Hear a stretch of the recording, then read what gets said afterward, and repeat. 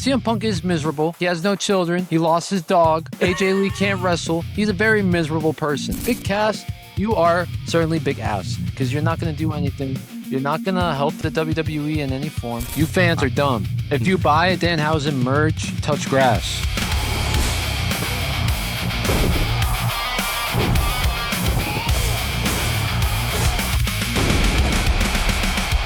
How y'all doing? It's your boy Johnny Beck with my man Dr. Adam K. And when wrestling is a critical condition, we're here with the Ringside Diagnosis. So, what's on the agenda today? Well, you know, Kevin Owens came back. He came back. The nostalgia act for WWE is continuing. And what happened when Kevin Owens came back? He was, of course, granted a championship match against CM Punk, or as I like to call it, CM Sellout, or Phil Sellout Brooks, you know, crappy wrestler, and a lot of things with that as well. But Kevin Owens came back after 17 months, where he thought he would never wrestle again. So congrats to Kevin Owens for coming back. Shout out to him. But he got a match with CM Punk instantly. Like, that's crazy. Like, I just hate how WWE just bring back all these stars and give them like big matches like already. Like Nikki Bella came back, women's championship match. Baron Corbin came back. He got the United States title. And Kevin Owens came back and he's gonna get a WWE championship match. Wild.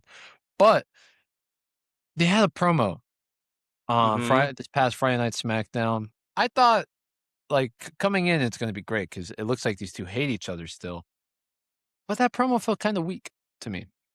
Like, just sorry to interrupt, but to me, when I saw it, they still had some beef to it. But now, I would say, like, because he was absent for so long, I would say he kind of developed more of a respect towards Punk, or like both of them towards each other, but they still were beefing. You could sense that they were still had a lot of heat in between them. I mean, I don't know. I felt like it was kind of stale. I feel like with CM Punk and rivalries, why does CM Punk have to take control of the promos? Like, why does he always have to come out on top? well, I mean, he's the king of the mics. He's the king of promos. Yeah, because the other guys don't say shit. Like, you have Roman Reigns. He sucks at promos. No, CM Punk mentioned the death of his father. What did Roman Reigns say as a return? Oh, you're old. Like, come on.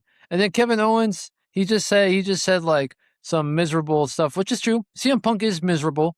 I agree. Like, he has no children. He lost his dog. AJ Lee can't wrestle. He's a very miserable person. CM Punk looks miserable. It looks like he needs to go to sleep with all those eye bags that he has when he's down the ring and he's trying to do a promo with people. Like, come on. But I hate this. I hate this idea of making CM Punk the guy every single time. Like when we did with Cody Rhodes.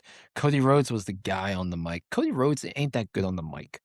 And CM Punk, yeah, he's great on the mic, but he's not the same CM Punk from 2011, from 2012, 2013. He doesn't say stuff like that anymore. He doesn't have that touch anymore. He just says stuff that for cheap pops, and also he says things that he knows he's not going to get a response out of because WWE's restricting, for whatever reason, their opponents. Yep. So I think CM Punk is getting saved by the WWE creative because he has leverage. Because as you know, he's a corporate sellout. So he got the corpse people up on top, making them go like, you know, up there on everything. Matches, commercials, promos, anything related to WWE, CM Punk is going to be number one, and you can't beat that. And unfortunately, I feel like that's what's the problem with Kevin Owens returning.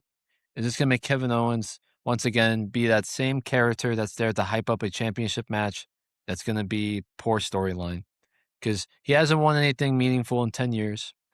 They need to do something about Kevin Owens' career, and I bet he'll win the United States Championship or some BS title like that because he has his career is not going to be the same for maybe another 5 years because it's going to time for him to leave due to his injuries. Yeah, you're right. I feel like now we're getting guys with CM Punk. CM Punk can't carry the load. He can't carry the storyline with Roman Reigns. He can't carry a storyline with Cody Rhodes. He can't carry himself to do a moonsault correctly during SummerSlam. And now he's not going to carry himself correctly with Kevin Owens. This WWE title run that CM Punk is on is diminishing his legacy. It's proving my point that he's old and that he's fraud and shouldn't be in the WWE at all anymore. His time has come. His run was great in the beginning, got stale in the middle, and now it's crashing in the end like Undertaker's last years.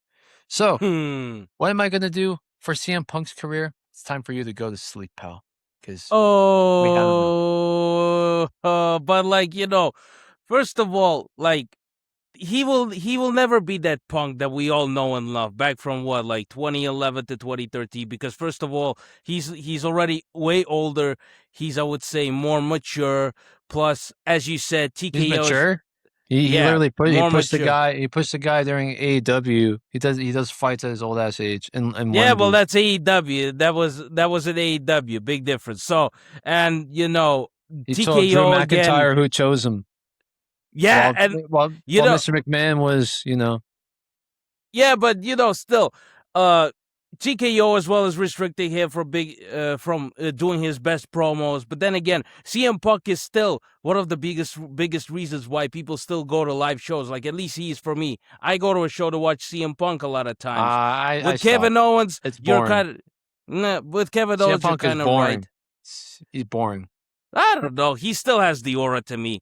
But then with Kevin Owens, you're right. There's a very, very good chance that he will be in that same position as Finn Balor is right now. They just like overhype him as hell, give us the false hopes of him winning a championship, and then at the end of the day, nothing happens. But they did it with Sami. Sami won the championship. They may do to Kevin what they did to Sami, like let him win the championship, but then lose it a week later. But it'll still be happy.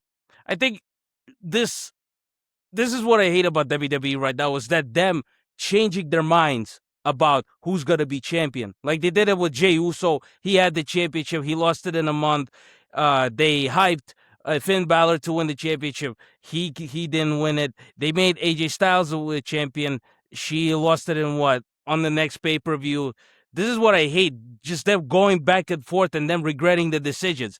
I think they just don't like what us fans want that person to be champion for a long time, and they just nah, we won't listen to you. Like the president of WWE, Nick Khan, he said that we do not listen to social media criticism, so they do not give a fuck about us. Know what I mean?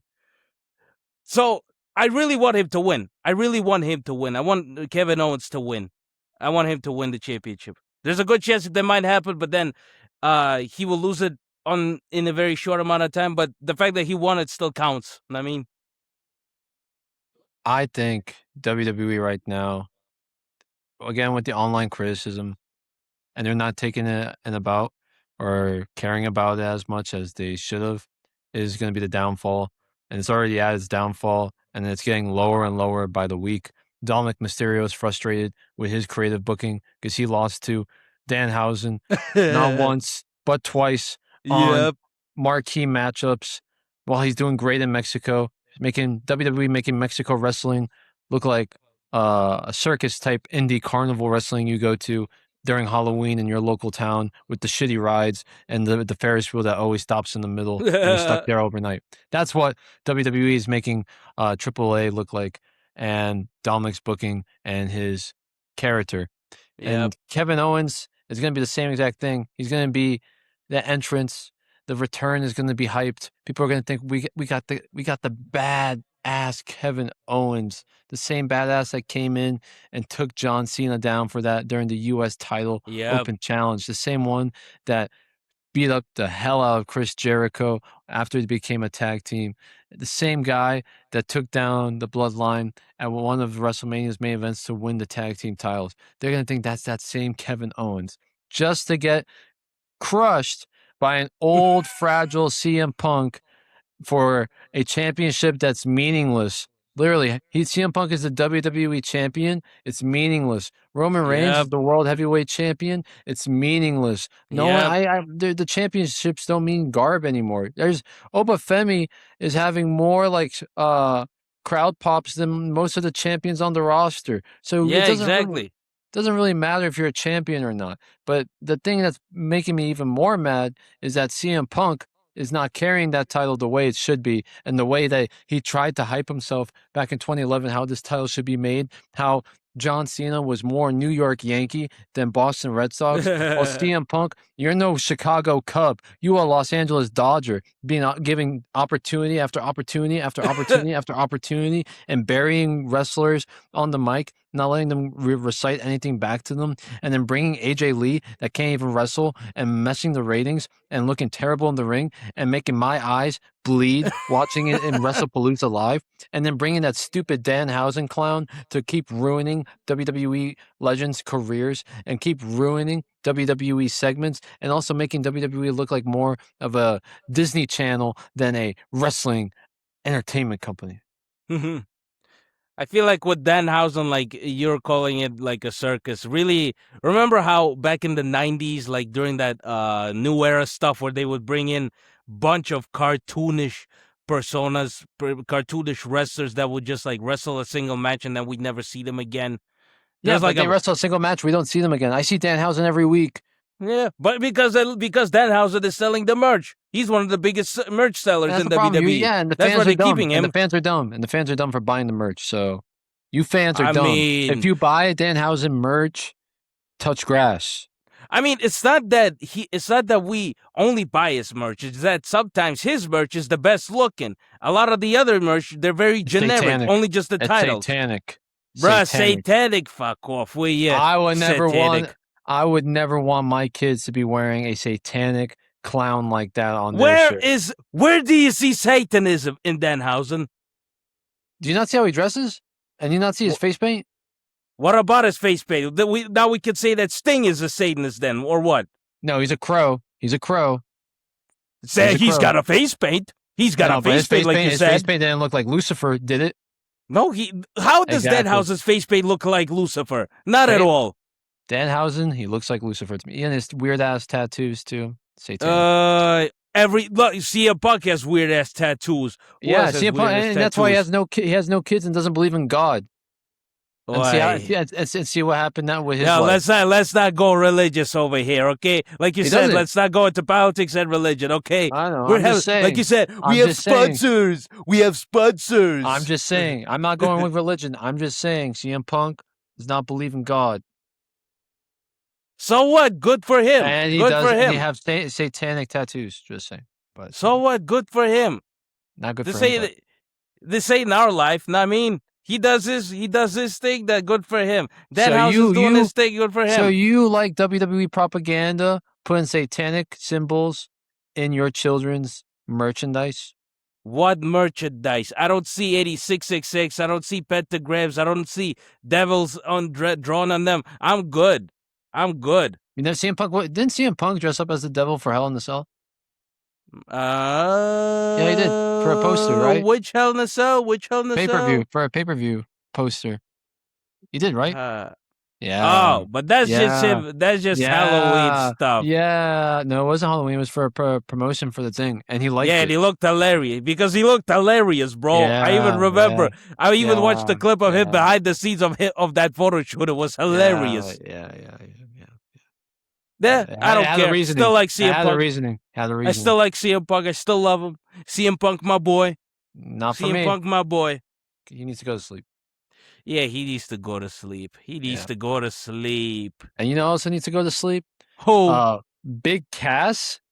Like more like Big Ass, because that's what he really is in the wrestling ring. He doesn't do anything. Like he came back, returned. Yeah. I was expecting Enzo Amore to also return, but I guess Big Cass is back. One big boot to have his moment. Most likely he's going to be in catering with Matt Cardona and Joe Hendry for another 23 weeks, and also Blake Monroe as well, because we don't care about Big Cass. And I'm surprised Big Cass came back to WWE. To be honest, after seeing Corey Graves steal the love of your life and have a kid and have multiple kids with her, and you're still going to be walking down that ramp and seeing that guy on the commentary and realizing that man really took away one of your future lovers that was going to become a future fiance and a wife, and you could have had a family with, and you thought about that many, many times in your head, and while you were trying to wrestle in the ring, and now it's going to be like,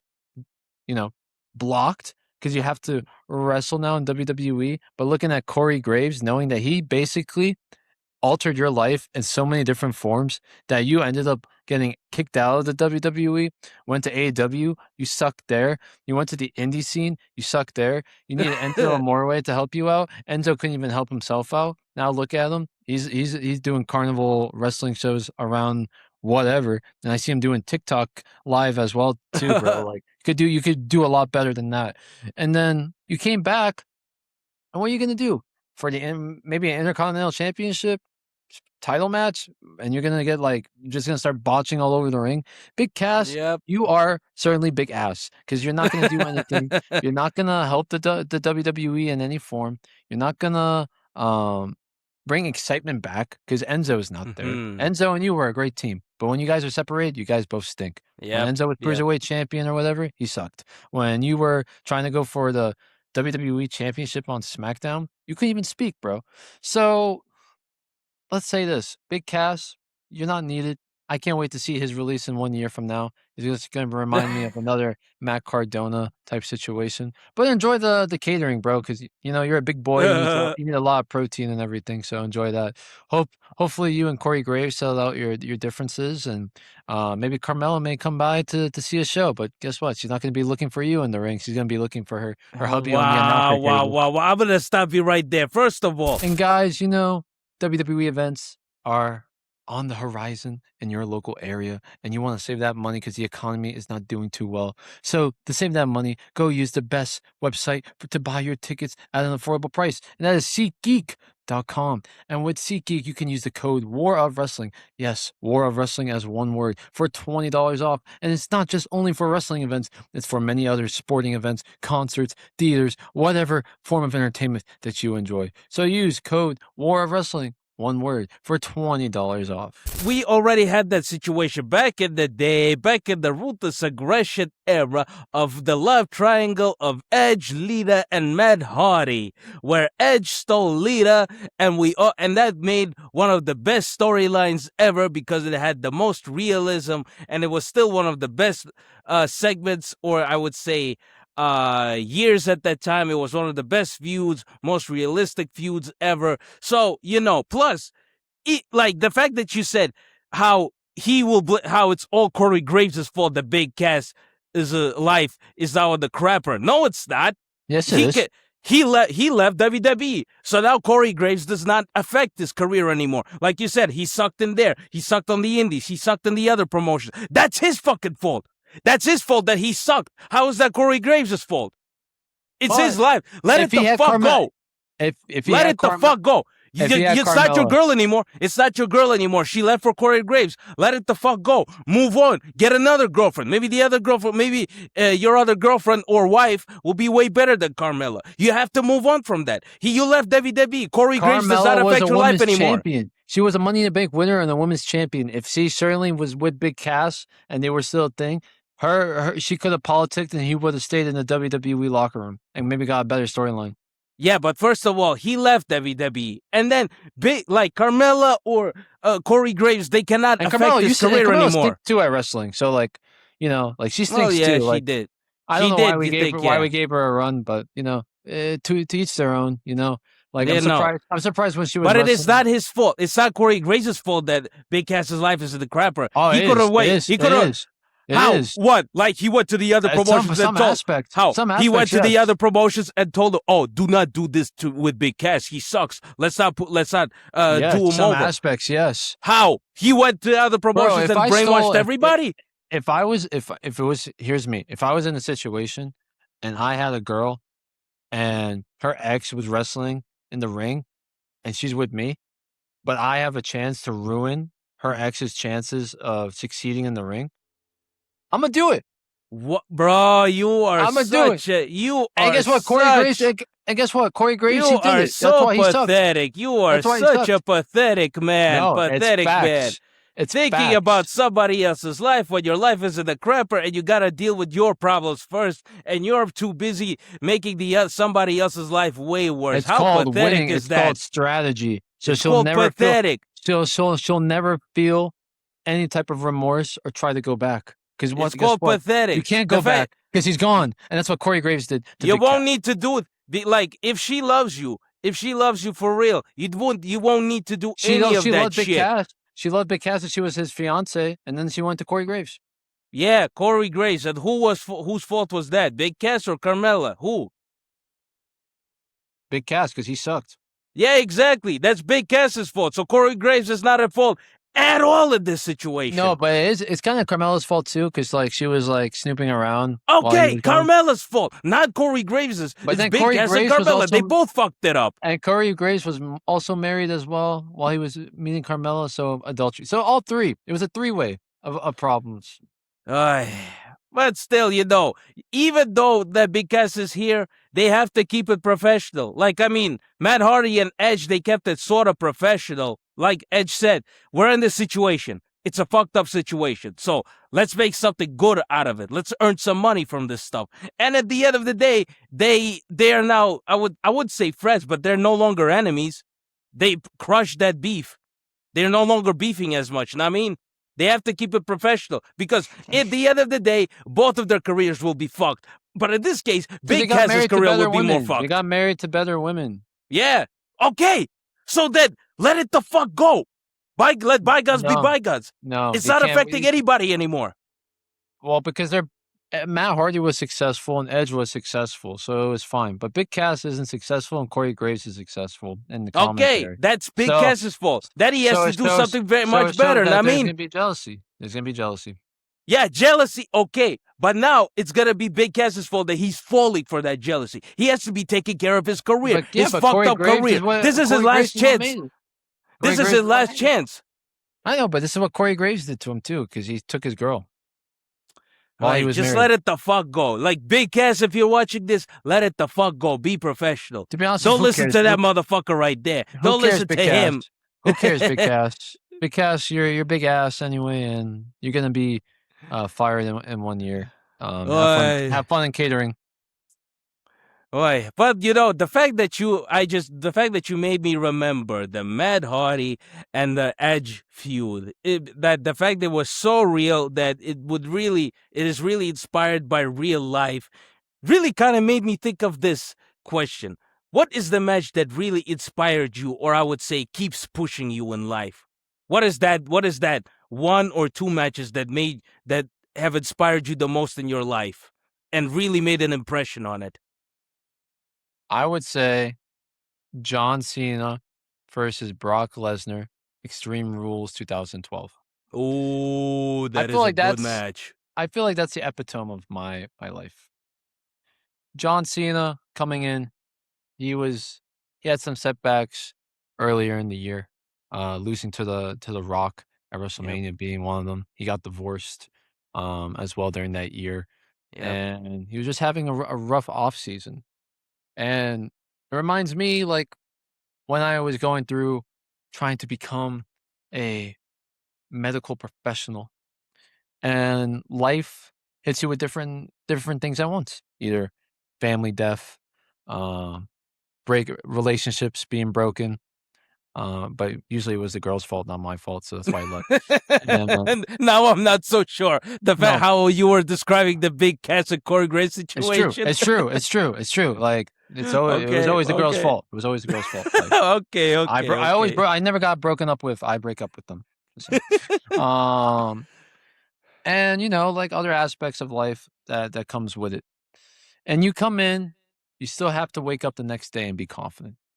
You still have to wake up the next day. It doesn't matter what challenge is ahead of you. And John Cena came out.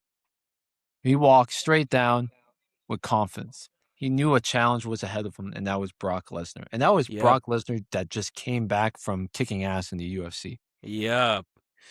And like myself, I went through so many challenges, and then I finally have to face a big one to get where I'm at.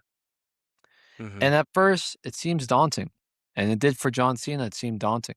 but you threw some punches here and there to just tell that challenge, I'm gonna kick some ass. I'm gonna take you down. That's what John Cena did to Brock Lesnar. But then the challenge kicks you right in the ass. And it kicks you so hard, pushes you so down. Tireless nights of studying, flying around the country to do interviews with particular medical professionals, working long hours in the research lab to understand what particular scientific aspects do I need to figure out, doing Yep. great with your GPA, making sure you have a good responsibility with your own health and your self-health and mental health and everything, speaking and with good relationships with your friends and family. That's what the challenge was doing to you. It was kicking all those down, and it was beating your ass every single night. And that's what John Cena got. He was getting his ass beat by Brock Lesnar. Yep. Chains. He was thrown upside down on the ring post. He was getting punched all over the place. He got even cracked open. He could barely move his shoulder. Yep. And then, like myself, after so many tireless nights, after so many times where you can't feel like you're not going to give up. You're just not going to give up. You're going to figure out a way to get through. So when Brock Lesnar came on that steel step and jumped on John Cena the first time, boom, punch.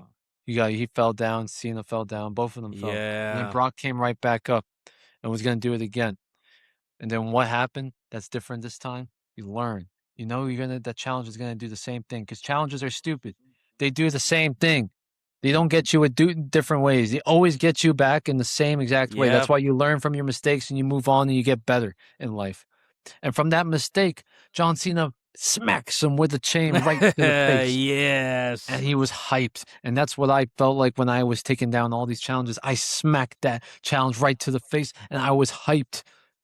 And then Cena hits him with the AA on the steel steps with a bad Yes. shoulder and all. And it's 1, 2, 3. And that's what happened to me. After everything going through with cycles and interviews and research and schools and talking to these people, talking to that people, maintaining my relationships, relationships being broken, once again, was the girl's fault, and other stuff happening. I finally had that 1, 2, 3 moment for me. Yep. And that's what that Yep. match represents in a whole circle of my life. And it should mean something to everyone else. In life, you're going to be facing things that are that's larger than yours. And it's going to be usually when you're trying to chase your dreams. Yep. And sometimes your dreams are going to try to fight you back, and it may end up feeling like a nightmare trying to get that dream. But if your dreams doesn't scare the shit out of you, then you need to dream bigger. And in life, you're going to have to go through the darkness to get through the light. And that's what that match represented. Cena went through the darkness after so much shit that happened to him that whole entire year. He went through the darkness and he went and he saw the light when he beat the crap out of Brock Lesnar. And then in the following year, won the Royal Rumble, beat The Rock at WrestleMania for the WWE Championship, and so forth and so forth. Yeah. To me, this really John Cena, almost every famous match of John Cena is like that, of the total proof of not giving up, and you'll achieve everything in life. Except for Gunther, he tapped out like Okay, but to me, the match that also inspires me is also a Cena match, but it is, to me, it's John Cena versus Randy Orton at bragging rights in 09. In 09, against the best version, against the Viper, the Psycho Orton, where fucking Orton was beating him with kendo sticks. Cena was handcuffed to turnbuckles, beaten to a bloody pulp with kendo sticks and with all that other with chains and other stuff. And whenever the ref would ask him, "Do you want to quit, Cena?" he said, "No." He asked him again, "No." And then at one point, one magical moment, Orton just slipped. Orton slipped and Cena caught him on it. And then he turned the whole match around. He then handcuffed himself to Orton. And Orton couldn't believe it. Orton was then scared the fuck out. And Cena was in the zone of not giving up, of having the ultimate power, overpowering all the bullshit, all the bullcrap that happens in your life, like Randy Orton. and he beat him. He that did the STF with Orton's own arm, like literally using his own weapon on his enemy, or how would you, I think, but and then Opponent. at the opponent, like basically using opponent's weapon against him, and the ref asked him, "Do you quit, Randy?" And he said, "I quit." And then he won the WWE belt. John Cena became the new WWE champion. He went into the crowd, climbed on the turnbuckle, and said, "I did not quit." That was the match. Exactly. That, I think, is the match that proves you cannot say quit. You cannot say I quit. It is very easy to say no. Just say no and just go through it. Because in my life, I've had a lot of points where, like, I was dropped to the time. I was bullied a lot. I was discriminated a lot in high school.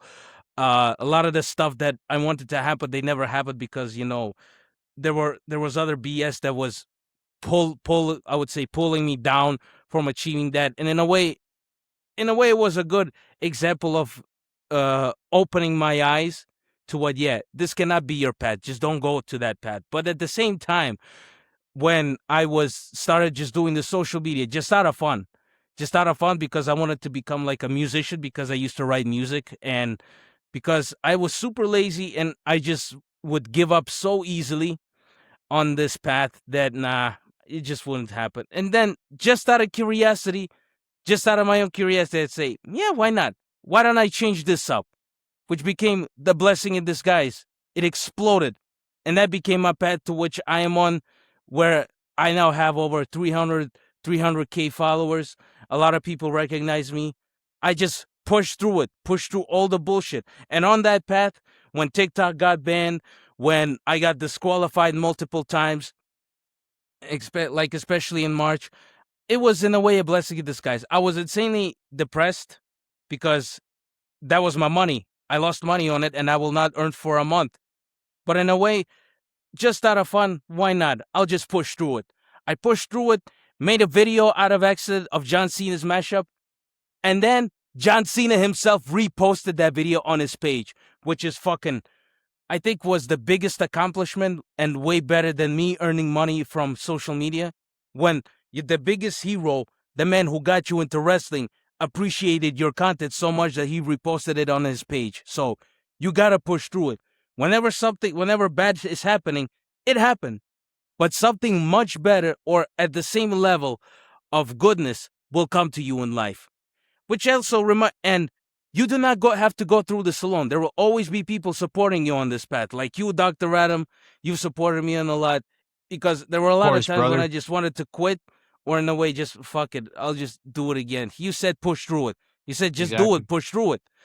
Which really reminds me of another Cena match, but it's not Cena anymore who inspired me. It was RVD. It was RVD versus Cena at ECW One Night Stand. When RVD came out to the home turf of ECW, everybody supporting RVD like he was his brother. We would die, like they were about to die for him. They were about to kill Cena for him. No matter what they would do, they would kill for RVD. That is true fan base, and that is true, I would say, the whole village was behind him, supporting him. Where Cena came out into the match, they were booing the fuck out of Cena, throwing his t-shirt back at him. He threw it back into the crowd. They threw it back at him. He threw it back again into the crowd. Crazy times. He threw it back into the crowd. They spat on the shirt. Fire entrance, though. Fire entrance. The fans then spat on the t-shirt, and the other guy rubbed it on his ass and threw it back at him. And then the endless chants of "fuck you, Cena," "die, Cena, die," "suck our cock," "you can't wrestle," all the time. Whenever RVD went down, they were about to kill Cena. Whenever Cena went down, I think that was the loudest crowd of wrestling that I ever saw, because in a way it really proves you do not have to be world champion. You do not have to be a 16-time world champion. All you have to do is be great at what you're doing, because the support of fans is way better than your accomplishments, because accomplishments don't mean shit unless you have people to back it up by, RVD was only one-time WWE champion, and yet he's got more aura. He had more aura in that match at ECW than John Cena had in his whole career. Know what I mean? Exactly. So these two matches are literally agree. my inspirations in life. I agree. That was beautiful, John. Beautiful. That was great. Oprah Winfrey over here for John. Yeah.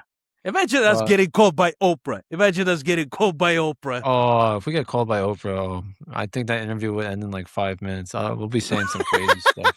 Yo, we would be like those skinheads whom she called, and then 10 years later, we would reunite with her, and then she would go, well, I've heard that you've changed, and then you were gonna have to apologize to Oprah. I'll never apologize to Oprah. Okay. I don't like Oprah after what she did to those wildfires. Yeah, she's a piece of shit, especially with Hawaii, especially with the Hawaii fire. What I hated that, especially with the Hawaii fires. Remember when Hawaii had the fires? Yeah, she didn't do shit to help them. Even The The Rock didn't do shit. She asked us to donate. Yeah, asked you to donate a bit. What she fucking what? What's her net worth? A couple of $1 billion? She could have easily taken the $100 million with Dwayne Johnson, who was down to help as well, and give it to the Hawaii. That's it. That is way more than that. Whereas then Biden wanted to offer, we're gonna give you all $20,000. Wrestling podcast. What the fuck are you gonna do with $20,000? The Rock didn't do shit as well. He has so much money. He could have helped the Hawaii, where he grew up, where his first wrestling experience was. Yeah, where his first wrestling experience was. He could have easily. That is his second home, and he didn't do shit to help it. Yeah, The Rock and I. That was when the beef with The Rock started with me. But then The Rock and I, we closed it down. So The Rock, I can't comment. But yeah, I would say that's the matches were great. That we chose were great for inspiration. We would like to hear in the comments what you guys think is your most inspirational life match in the WWE that represents your life in a way. And yeah, I got nothing else to add. I feel like we ran through everything. We got what we had to do. And we basically proved the wrestling community out there that Ringside Diagnosis is coming. So, and also, like, we just saw that we got over 3 million views on short form content. So we want to say thank you guys so much for supporting the Ringside Diagnosis. Whether you hate it, you love it, doesn't matter, because you like it. And that's why the views are going up. So thank you so much for that. And we got many more on the way. We're both grinding outside of the podcast equipment like 100%. But we always come back here to give you guys our 100% in this game. And that's what we're going to keep doing for the rest of time.